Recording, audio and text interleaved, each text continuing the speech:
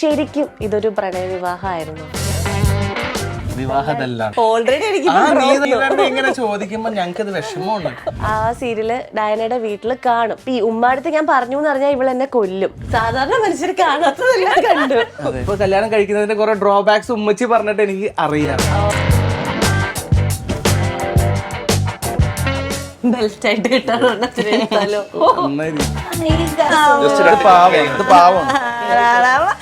താഴെ ഇടല്ലേ. ഇത് വല്ലതും മലപ്പുറത്തുണ്ടോ? Hello everyone. സോ നമ്മുടെ ഇന്നത്തെ എപ്പിസോഡ് എന്ന് പറഞ്ഞാൽ വളരെയധികം ഇൻട്രസ്റ്റിംഗ് ആൻഡ് സ്പെഷ്യൽ ആയിരിക്കും. കാര്യം ഓൾറെഡി നിങ്ങൾക്കൊക്കെ തംബ്നെയിൽ കണ്ടപ്പോൾ മനസ്സിലായി കാണും നമ്മൾ ഇന്നത് എത്തിയിരിക്കുന്നത് നമ്മുടെ ന്യൂലി വെഡ്സ് ആയ ഡയാനയുടെയും അമീൻ്റെയും വീട്ടിലാണ്. അപ്പോൾ അവർക്ക് നമ്മളോട് പറയാൻ ഒരുപാട് വിശേഷങ്ങളുണ്ട്. അതുപോലെ നമുക്ക് അവർക്ക് കൊടുക്കാനും കുറേയധികം സർപ്രൈസസ് ആയിട്ടാണ് ഇന്നത്തെ എപ്പിസോഡ് നമ്മൾ സ്റ്റാർട്ട് ചെയ്യുന്നത്. അപ്പോൾ നമുക്ക് ഡയാനയുടെ വീട്ടിനകത്തേക്ക് കയറാം. Okay, come on. അങ്ങനെ നമ്മളോടൊപ്പം ജോയിൻ ചെയ്തിരിക്കുകയാണ് നമ്മുടെ പുതു പെണ്ണും ചെക്കനും Diana and Ameen. Welcome to our show. ഒരു കുട്ടിച്ചാത്തനും തുടക്കം തന്നെ പാളിയാലോ. രാവിലെ കയറി വന്നല്ലേ കുട്ടിച്ചാത്തനും. ഞാൻ വെച്ച വളരെ നല്ല രീതിയിൽ വളരെ ഫോർമൽ ആയിട്ടൊക്കെ അങ്ങ് സ്റ്റാർട്ട് ചെയ്ത് കൊണ്ടുവരുമായിരുന്നു. നിനക്ക് അങ്ങനെയൊക്കെ പറ്റുമോ? ഹാപ്പി മാരീഡ് ലൈഫ് പറയട്ടെ, കാര്യം പ്രേക്ഷകർ കണ്ടോണ്ടിരിക്കുന്നു. ഹാപ്പി മാരീഡ് ലൈഫ് രണ്ടുപേർക്കും. Thank you.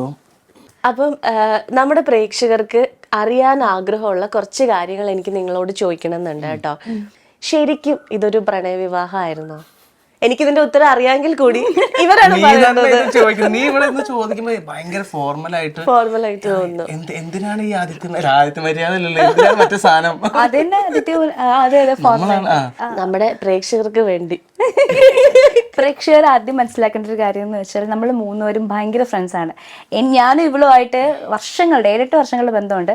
അപ്പോൾ എന്നെക്കാളും കൂടുതൽ സത്യം പറഞ്ഞാൽ അമ്മയുമായിട്ട് ഫ്രണ്ട്ഷിപ്പ് കീപ്പ് ചെയ്യുന്ന ആളാണ് ആതിര. ഞങ്ങൾ രണ്ടുപേരുടെയും കല്യാണം കണ്ടുപിടിച്ച് ഉറപ്പിച്ച് കല്യാണം കഴിപ്പിച്ചു തന്നിരിക്കുന്ന വ്യക്തി എന്ന് പറയുന്നത് ആതിരയാണ്. ഓൾറെഡി ഇങ്ങനെ ചോദിക്കുമ്പോ ഞങ്ങൾക്കത് വിഷമമുണ്ട്. അപ്പൊ നീ തന്നെ അല്ലേ പറയണത്? നീ പറ, ഞങ്ങളുടെ കല്യാണം ലവ് മാരേജ് ആണോ അറേഞ്ച് മാരേജ് ആണോ?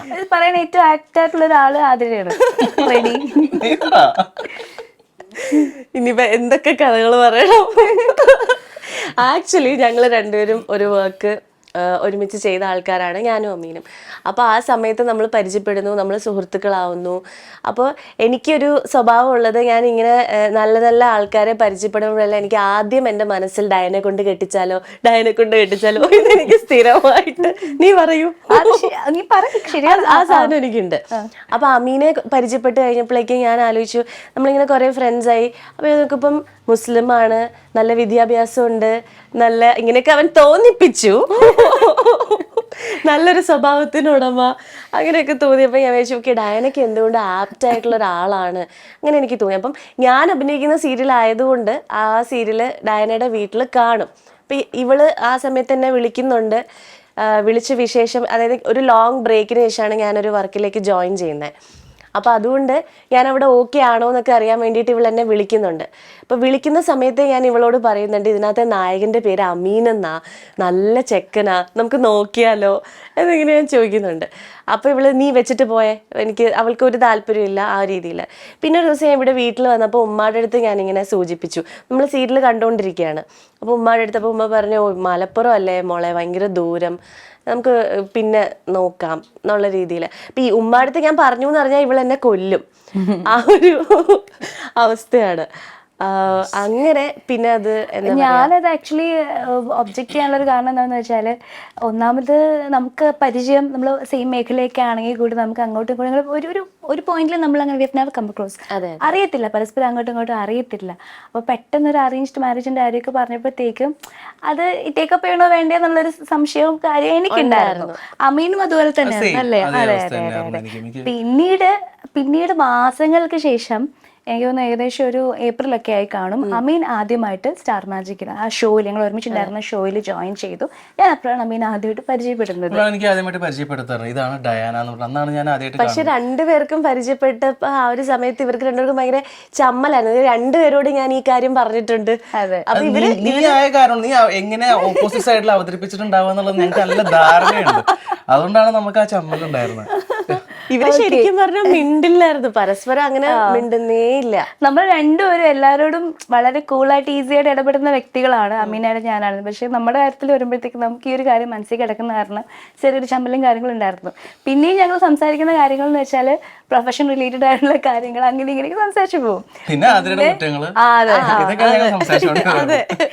പിന്നീട് വീണ്ടും മാസങ്ങൾക്ക് കഴിഞ്ഞ് ഏകദേശം എനിക്ക് തോന്നുന്നു ജൂലൈ ഓഗസ്റ്റ് സമയമാകുമ്പോഴത്തേക്കാണ് വീണ്ടും ഇവിടെ തന്നെ മുൻകൈ എടുത്ത് ഞങ്ങളുടെ വീടുകളിലേക്ക് ഒന്ന് അതെന്തായിരുന്നു കാരണം?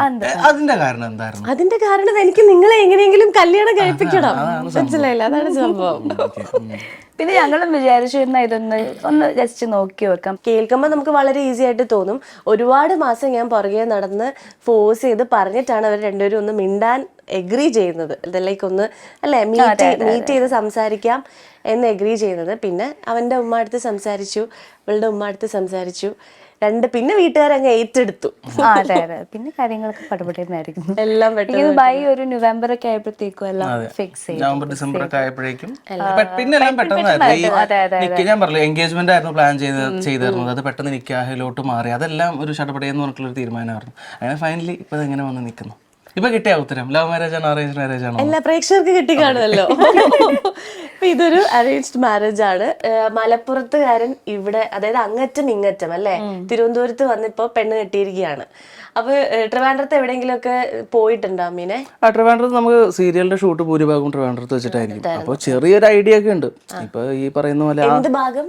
നേരത്തെ പറഞ്ഞ വാക്ക് വാമഭാഗം അല്ല, എന്ത് ഭാഗം? ട്രിവാൻഡ്രം ഭാഗം. ഭാഗമല്ല നേരത്തെ പറഞ്ഞ, കൂടുതലും വേറൊരു വാക്ക്. സീരിയലിന്റെ ഷൂട്ട് ഭൂരിഭാഗം ട്രിവാൻഡ്രത്ത് വെച്ചിട്ടായിരിക്കും. ഭൂരിഭാഗം എന്നല്ലേ പറഞ്ഞേ? ഭൂരിഭാഗം എന്നാണ് പറഞ്ഞത്. ഓർമ്മയില്ല. ആണ് ഭൂരിഭാഗം അല്ല ഓ അതിന് വേണ്ടി അങ്ങനെ പറ. എന്നാ ഞാൻ അങ്ങനെ ഭൂരിഭാഗം. ഓക്കെ, ഇപ്പൊ ഓക്കെ, ശരി. അപ്പൊ നമ്മുടെ ഷൂട്ട് കൂടുതലും സീരിയലുമായി ബന്ധപ്പെട്ടിട്ട് എല്ലാം ട്രിവാൻഡ്രത്തായിരുന്നു. അപ്പോൾ ഈ ഇടയിൽ ബ്രേക്ക് കിട്ടുന്ന ദിവസമൊക്കെ ജസ്റ്റ് ഒന്ന് കറങ്ങി. അപ്പോഴും ഈ മെയിനായിട്ട് നമ്മൾ അവിടെ ഉള്ളവർക്ക് എന്ന് പറഞ്ഞാൽ ഈ സെക്രട്ടേറിയറ്റും നിയമസഭയൊക്കെയാണ് മെയിനായിട്ട് ഇവിടെ. അതൊക്കെയാണ് ഇവിടെ ഉള്ളത്. സീരിയൽ എടുത്തോണ്ടിരുന്നത് ബ്രേക്ക് കിട്ടുന്ന ദിവസം ഞാൻ കറങ്ങാൻ പോകാനായിട്ട് എനിക്ക് അതാണ് ഞാൻ പറഞ്ഞത്. ഞങ്ങളുടെ ആ ഭാഗത്തുള്ളവർക്ക് ശരിക്കും ഞങ്ങളുടെ ഭാഗത്തുള്ളവർക്ക് ഈ സെക്രട്ടേറിയറ്റും നിയമസഭയൊക്കെ വലിയ കാണാൻ പറ്റിയിട്ടില്ല. ഈ സിനിമയിലൊക്കെ കാണാൻ പറ്റിയിട്ടുള്ളൂ. അപ്പൊ അതൊക്കെ ഈ മ്യൂസിയം ഒക്കെ ഇവിടെ ഉള്ളവർക്കല്ലേ അറിയുള്ളൂ, നമുക്കത് അറിഞ്ഞൂടാ. ആദ്യത്തെ ദിവസങ്ങളിൽ നമ്മളവിടെ മൊത്തം കറങ്ങാനൊക്കെ പോയി. പിന്നെ എന്റെ കൂടെ എറണാകുളത്ത് നിന്നുള്ള ഒരു പയ്യനും കൂടെ ഉണ്ടായിരുന്നു. അപ്പൊ ഞങ്ങൾക്ക് രണ്ടുപേർക്കും വലിയ ധാരണയില്ല ട്രിവാൻഡ്രത്ത് എന്തൊക്കെയാണുള്ളത്. അപ്പൊ പിന്നെ നമ്മൾ അതൊക്കെ കണ്ട്, അത് റോഡ് സൈഡിലാണല്ലോ, വലിയ വണ്ടി ഓടിച്ച് ഇങ്ങനെ പോകുമ്പോ തന്നെ കാണാൻ പറ്റും. ഇല്ല, നിയമസഭയിൽ എന്നെ കേറ്റൂലെന്ന് പറഞ്ഞു. സെക്രട്ടേറിയറ്റ് കയറി, നിയമസഭയിൽ കേറ്റൂലെന്ന് പറഞ്ഞു. അങ്ങനെ അതൊക്കെ കറങ്ങി വന്ന് പിന്നെ മ്യൂസിയം ഒക്കെ പിന്നെയാണ് ഞാൻ അറിയണത്. അപ്പൊ ഞാൻ ഫസ്റ്റ് ഇവിടെ കണ്ടത് അത് കണ്ടിട്ടില്ല. പൂജപ്പുര ലാലേട്ടന്റെ സ്ഥലം പൂജപ്പുര എങ്ങാണ്ടല്ലേ, ആ ഭാഗമൊക്കെ കണ്ടിട്ടുണ്ടായിരുന്നു. അങ്ങനെ കുറെ സംഭവങ്ങൾ വീടൊന്നും കണ്ടിട്ടില്ല. സാധാരണ മനുഷ്യർ കാണാത്തതെല്ലാം കണ്ടു. അതെ, ഓക്കെ. അപ്പൊ എന്തായാലും ഇവിടെ വേറെ കോവളം, വേളി, മ്യൂസിയം അല്ലേ, പ്ലാനറ്റോറിയം, കോവളത്ത് ഞാൻ കൊണ്ടുപോയി. ഞാൻ ഇത് ഫസ്റ്റ് കാര്യമായിട്ട് പറഞ്ഞിട്ട് വേണ്ടത് വന്ന് ആദ്യമായിട്ട് കണ്ട കാര്യമാണ് പറഞ്ഞത്. ഇനി കാണാത്ത സ്ഥലങ്ങൾ ഈ പറയുന്ന പോലെ ബീച്ച് കുറെ കാണാനുണ്ട്. പിന്നെ ഈ പറയുന്ന പോലെ മ്യൂസിയം, അതൊന്നും അധികം കണ്ടിട്ടില്ല. എപ്പോഴെങ്കിലും നീ ചിന്തിച്ചിട്ടുണ്ടോ തിരുവനന്തപുരത്ത് നിന്ന് ഒരു പെൺകുട്ടി ആയിരിക്കും കല്യാണം കഴിക്കുന്നതെന്ന്? അത് തീരെ പ്രതീക്ഷിച്ചിട്ടില്ല കേട്ടോ. അത് ഈ പൊതുവെ നമ്മള് കേക്കില്ല, വടക്കുള്ള ആൾക്കാർക്ക് ട്രിവാൻഡ്രത്തുനിന്ന് കെട്ടണമെന്നായിരുന്നു നിന്റെ ആഗ്രഹം. അവന്റെ ആഗ്രഹം മലപ്പുറത്തുനിന്ന് കെട്ടണം. എന്റെ ആക്ച്വലി ഉമ്മച്ചിയുടെ വീട് എറണാകുളം, വാപ്പ മലപ്പുറമാണ്. അപ്പൊ കുട്ടിക്കാലത്ത് തന്നെ നമുക്ക് അത് തന്നെ വലിയൊരു ദൂരമാണ്. കാരണം ഈ വെക്കേഷനിലൊക്കെ ഉമ്മയുടെ വീട്ടിലേക്ക് പോകാന്നൊക്കെ പറയുന്നത് നമ്മൾ സമ്മർ വെക്കേഷനിൽ മാത്രം ഒരാഴ്ച അല്ലെങ്കിൽ 2 ആഴ്ച പോയിട്ട് നിൽക്കുന്ന ഒരു ചടങ്ങ് മാത്രമല്ല, അല്ലാതെ ഇടയ്ക്കിടയ്ക്ക് ഗ്യാപ്പ് കിട്ടുമ്പോൾ നമുക്ക് പോകാൻ പറ്റാറുണ്ടായില്ല. അപ്പോൾ അതുകൊണ്ട് തന്നെ ഈ ദൂരത്തുനിന്ന് ഇപ്പോൾ കല്യാണം കഴിക്കുന്നതിന്റെ കുറെ ഡ്രോബാക്സ് ഉമ്മച്ചി പറഞ്ഞിട്ട് എനിക്ക് അറിയാം. ഉമ്മാക്ക് ഈ പറയുന്നത് ഞാൻ പോണത് മാത്രമല്ല, എന്റെ ഉമ്മച്ചിയും ഈ വർഷത്തിൽ ഒരു പ്രാവശ്യമൊക്കെ പോകാൻ പറ്റിയിട്ടുണ്ടായിരുന്നു. ആദ്യം ട്രിവാൻഡ്രം എന്ന് പറഞ്ഞപ്പോ ഉമ്മ ആക്ച്വലി ഒന്ന് ട്രിവാൻഡ്രം അപ്പൊ അങ്ങനെ കുറെ കാരണങ്ങൾ കൊണ്ട് ട്രിവാൻഡ്രത്തൊന്നും ഒരിക്കലും നമ്മൾ ചിന്തിച്ചിട്ടില്ല. പിന്നെ എല്ലാവരും നിമിത്തം. പക്ഷെ ഇപ്പോഴത്തെ സാഹചര്യത്തിൽ ദൂരമൊന്നും വലിയ വിഷയമല്ല. ഈ വന്ദേ ഭാരത് കയറിയ പടയെന്ന് പറഞ്ഞിട്ട് എനിക്ക് ട്രിവാൻഡ്രത്ത് എത്താം. അപ്പൊ അന്ന് ആ ഫെസിലിറ്റി ഒന്നും ഇല്ലാത്ത കാരണം അതാണ് എന്റെ മൈൻഡിൽ കിടക്കുന്നത്. സോ അതുകൊണ്ട് ആ ഒരു അങ്ങനെ ആയിരുന്നു എന്ന് മാത്രം.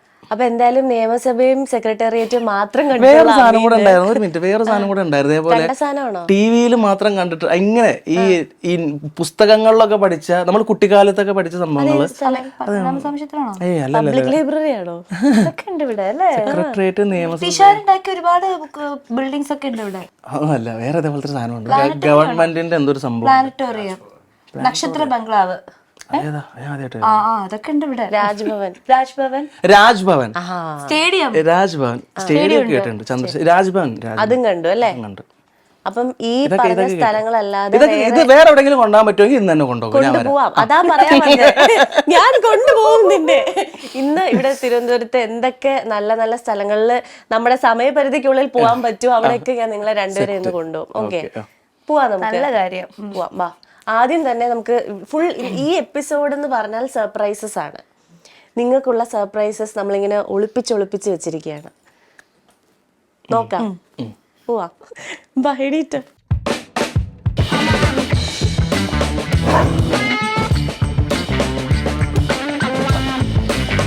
അങ്ങനെ നമ്മുടെ പോപ്പുലർ ഫാം ഹൗസിലെ ഒരു മെയിൻ അട്രാക്ഷൻ ആയിട്ടുള്ള ഒരു ഏരിയയിലാണ് നമ്മൾ ഇപ്പൊ എത്തിയിരിക്കുന്നത്. ഡയനയുടെ മുഖം നോക്കൂ.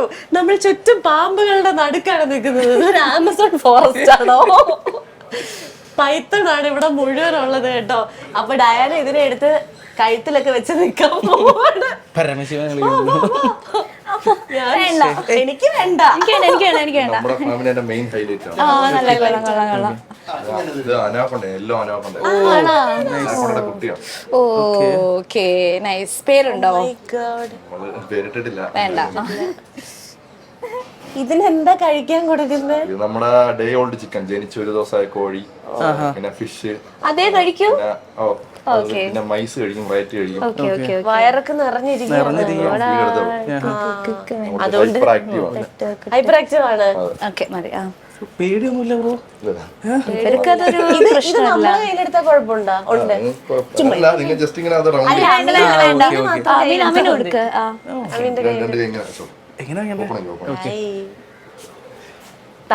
ബ്രോനെ വിശ്വസിച്ചുകൊണ്ട് താഴേന്ന് ഇട്ടല്ലേ കേട്ടാ. ആനക്കൊണ്ടയാണ്. ആനക്കൊണ്ടല്ല, അനാക്കൊണ്ട. കൊണ്ട്. Hi baby. അമീൻ ഇഷ്ടപ്പെട്ടു. എനിക്ക് വേണ്ട. പിടിക്കാൻ പറ്റിയിട്ടില്ല. Hyper active.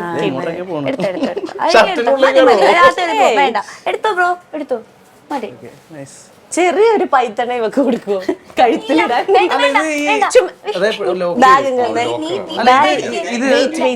വെള്ളമുണ്ടല്ലോ, ഇതിന്റെ ശരീരത്തിലുള്ളത് തന്നെയാണ് എപ്പോഴും.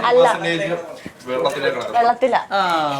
ചുമ്മാ ഇരിക്കണ ബാഗ്. പാമ്പിന് ഇതൊക്കെ ഒരു ശല്യമാണ്. ഇല്ല, ഇവിടെ വന്നിട്ട് ഇവിടെ പറ്റുന്നില്ല. ബ്രോ വേണ്ട കേട്ടോ, അത് അവിടെ ഇരിക്കട്ടെ. ചെറുതാണ്. റോയൽ ബോൾ കുഴപ്പമില്ല. സ്നേക്ക് ആണ് അതിന്റെ സ്മോൾ സൈസ്. അതിന്റെ ബിഗ് സൈസ് ഇതിനകത്ത് കിടക്കുന്നുണ്ട്. ഓക്കേ, ബാക്കിൽ. നീ എന്തിനാ എന്നെ തള്ളുന്നേ? ഡയന ചുമ്മാ ഇരിക്കേ. ബേബി എവിടെ പോകുന്നു? അകത്ത് വലിയ സൈസ് ആണ് വേണ്ട, അവിടെ ഇരിക്കട്ടെ. പാവം. ഇതിനകത്ത്.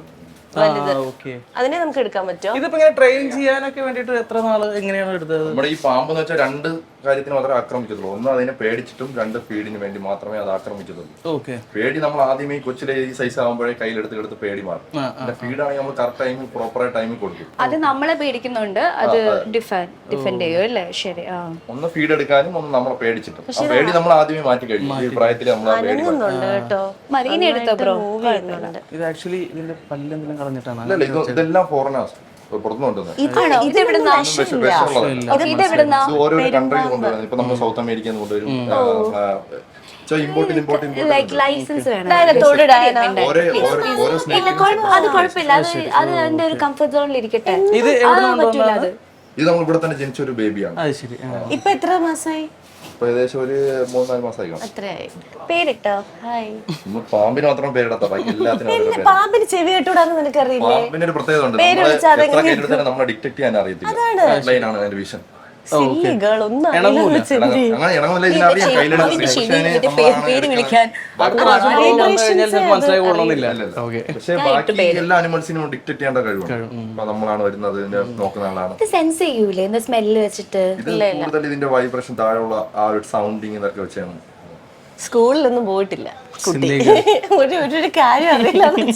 ഇതിന്റെ റോയൽ റെപ്റ്റൈൽ ബോവ എന്നുള്ളതാണ്. അവിടെ ഇരിക്കട്ടോ, അതവിടെ ഇരിക്കട്ടെ.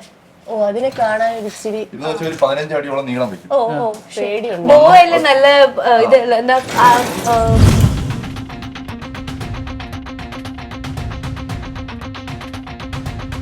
ഇത് പക്ഷെ ഒരു വൈപ്പറിനെ പോലിരിക്കുന്നു. ഇത് ഇതിന്റെ ഫീമെയിലും അത് മെയിലും. ശരി, ഓക്കെ. Hi baby. ഇതെന്നിട്ട് വണ്ണം അധികം വെക്കത്തില്ല, ഓക്കെ. ഇത്ര ഉണ്ടാവത്തുള്ളൂ. നീളം വെക്കും, ഒരു 15 അടിയോളം നീളം വെക്കും. നീ ഇതിന്റെ സ്കിൻ ഒന്ന് തൊട്ട് നോക്കൂ, അതെങ്ങനെ ഇരിക്കണേന്ന് ഞാൻ തൊട്ടോളാം. കണ്ട പാവം. ലെതർ ബെൽറ്റ് പോലെ ഇരിക്കുന്നു. ബെൽറ്റ് ആയിട്ട് കിട്ടാറുണ്ടോ? നന്നായി ഇരിക്കും. ഇത് പെണ്ണാണോ ആണാണോ? ഇത് ഫീമെയിലാണ്. നേരത്തെ കണ്ട കുഞ്ഞിന്റെ വലിയ ഓ, അമ്മയാണോ? അതിന്റെ അമ്മയാണോ ഇത്? അമ്മ കുഞ്ഞിന്റെ വലുതല്ലേ? അമ്മ എന്റെ ഇതും വെള്ളത്തിലേ കിടക്കുള്ളൂ. അത് പുറത്തുനിന്ന് മേടിച്ചാണ്. ഓ ശരി. പാവം അല്ലേ? എടുത്തോ? എനിക്ക് വേണ്ട, കുഴപ്പമില്ല. എങ്ങനെ വെച്ചാൽ ഇത് അത്ര മര്യാദയ്ക്ക് ഇരുന്നോളും. അത് അവരുടെ ഒരു പാവം. എന്താ ഒരു കൊച്ചു അച്ഛക്കുന്ന ചുറ്റു. ഇതിന്റെ എന്താ നമ്മുടെ നാട്ടിലെ പേരെന്തെന്ന് ഇതിന്റെ? ഇത് റോയൽ ബോൾ പൈത്തൺ എന്നാണ് പറയുന്നത്. ഇവിടെ തന്നെ വേറെ ഏതെങ്കിലും ബോൾ പോലെ ഇങ്ങനെ ചുരുങ്ങി ബോൾ, റോയൽ ബോൾ പൈത്തൺ. ഞാൻ പിന്നെ ഒരു ദിവസം പേടി തീർക്കാനായിട്ട് വരുന്നുണ്ട്. നീ വന്നത് പോലെ.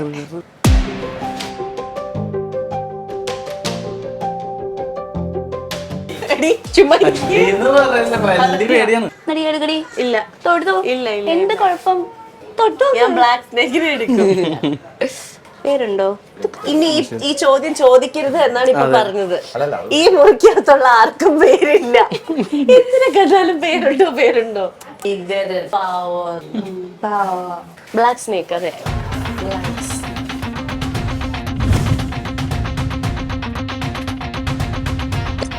പാമ്പിനെ കിടന്ന് നല്ല പരിചയം ഉണ്ടല്ലേ? അത് എനിക്കോ? ഇത് ഇവിടെ ഒരു ഷോൾഡറിൽ വെച്ചു. നിന്റെ അല്ല, എനിക്ക് ഷോൾഡറൊക്കെ ഉണ്ടാ. ഇങ്ങനത്തെ ഇതൊന്നും ഇഷ്ടപ്പെടത്തില്ല. അതാരാ? ഇതൊക്കെ ഇത് എവിടുന്ന് കൊണ്ടുവന്നത്? മെക്സിക്കൻ. അതാരാ ഇപ്പൊ എടുക്കുന്ന?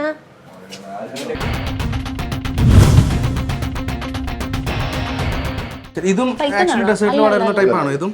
അത് അതിന്റെ സെയിം ബോഡി ടെക്സ്ചർ ആണ്, പക്ഷെ അതല്ല. ഇത് എന്ത് പാമ്പാണ്? ഇത് ആൽബിനോ ബ്രൂക്ക് കിങ് സ്നേക്ക് എന്ന് പറയും. നല്ല സോഫ്റ്റ് ആണ്. അല്ലേ?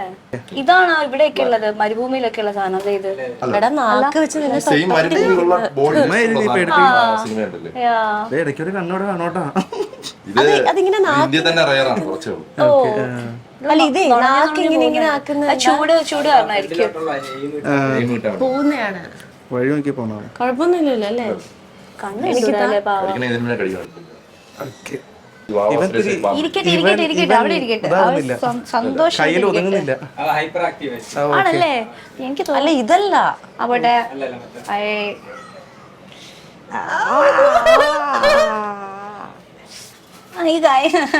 ഇതെങ്കിലും ഒന്ന് പാവം. എടേടി, താഴെ ഇടല്ലേ? കൊടുക്കൂ. അവിടെ നോക്ക്. ഫ്രെയിം വെക്കാനുള്ള സാധ്യത കൊടുക്കും. Hi baby. ഒരിടത്തിന് കഴിച്ചിട്ട് കൂടി എടുത്തോ. ഇതിനെ തന്നെ ഇട്ടോ. അതിനിട്ടോ നമ്മോട് വെച്ച് തരാം. ഒന്നും ചെയ്തില്ല. എനിക്ക് തരാം പാവത്തിന്. എനിക്ക് പാവം. പക്ഷെ ഇപ്പൊ എടുത്തതിൽ ഏറ്റവും പാവം പാമ്പ് ഇത്. അനങ്ങാതെ ഇരിക്കുക. ഇരിക്കാനാ ബോൾ ഇഷ്ടം. പൈത്തണൊക്കെ ഇങ്ങനെ ആയിരിക്കും. ശരി. നിക്ക്. നീ എന്നെ തള്ളല്ലേ? നീ എങ്ങോട്ടെങ്കിലും മാറി. അമ്മ, അച്ഛടാ എന്നെ നോക്കരുത്.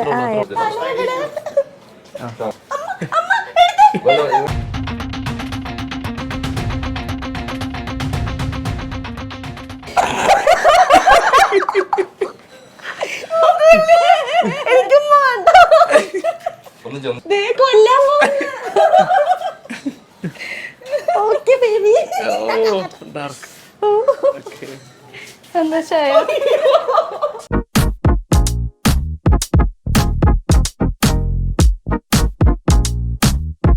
അപ്പൊ അങ്ങനെ നമ്മുടെ സ്നേക്കിന്റെ സെക്ഷൻ കഴിഞ്ഞ് നമ്മളിത് ഇപ്പോൾ മക്കാവോടെ സെക്ഷനിൽ നിൽക്കുകയാണ്. റിയോ കണ്ടില്ലേ? റിയോ മെയിൻ മടക്കൽ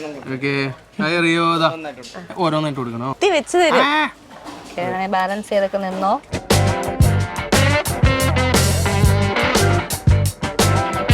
ഇത് വല്ലതും മലപ്പുറത്തുണ്ടോ? ഇതിന്റെ കമന്റ് സെക്ഷനിൽ വരുന്ന മറുപടി നീ മാത്രം അവകാശപ്പെടുത്തുന്നു. അതുകൊണ്ട് ഞാൻ ഇതിനെ ഒന്നും പറയുന്നില്ല. ഞാൻ മലബാറുകാരെ അങ്ങ് ഇറങ്ങും. ഞാൻ അതിനകത്ത് ഇടപെടുന്നില്ല. അതെ അവിടെ ഉണ്ടോ ഇല്ലെന്ന് എനിക്കറിയില്ലല്ലോ. അങ്ങനെ പറ, അതാണ് കറക്റ്റ്. അങ്ങനെ പറ. ശരി, ഇങ്ങനെ കൊടുക്കണോ അല്ലേ? 1 by 1 ആയിട്ട് കൊടുക്കണം. ഡ്രസ് ചീത്താക്കരുത് കേട്ടോ. കീറി കൊച്ചു പിള്ളേരെ കാണുമ്പോഴാണ് ആക്റ്റീവ്. കൊക്കട്ടുവാ മുതുക്കിയായിട്ട് തോന്നുന്നുണ്ട് നമ്മുടെ മെട്ടുവിന്. അല്ല തോന്നാനില്ലല്ലോ. അവിടെയാണ് ഇരിക്കുന്നത്. തോന്നാനില്ലല്ലോ എന്ന് പറയായിരുന്നു. നിങ്ങളൊക്കെ എന്താ കൊച്ചു കുട്ടികൾ എന്ന് പറയുമ്പോൾ ഇത്രയുള്ള സാധനങ്ങൾ. അത് വാച്ചാണ് മോനെ, അത് വാച്ചാണ് മോനെ, എന്റെ വാച്ച്. അത് ഇവളും ഭയങ്കര നോട്ടിയാണ് കേട്ടോ. കഴിഞ്ഞു, ഫുഡ് കഴിഞ്ഞു, തോല് മാത്രമേ ഉള്ളൂ. Naughty boy. അടുത്ത അവളുടെ ആരി വർക്കുന്നേ. വരുവോ എന്റെ അടുത്ത്? മിട്ടു വരുവോ? മിട്ടു മിട്ടു മാച്ചാണ് നിനക്കത്. Ting ting. Dance dance dance. ഞങ്ങള് പൊക്കോട്ടെ എന്നാ അടുത്ത സ്ഥലത്തേക്ക് ഇവരുമായിട്ട്. ഞാൻ ഇങ്ങനെ പോകണം മിക്കവാറും.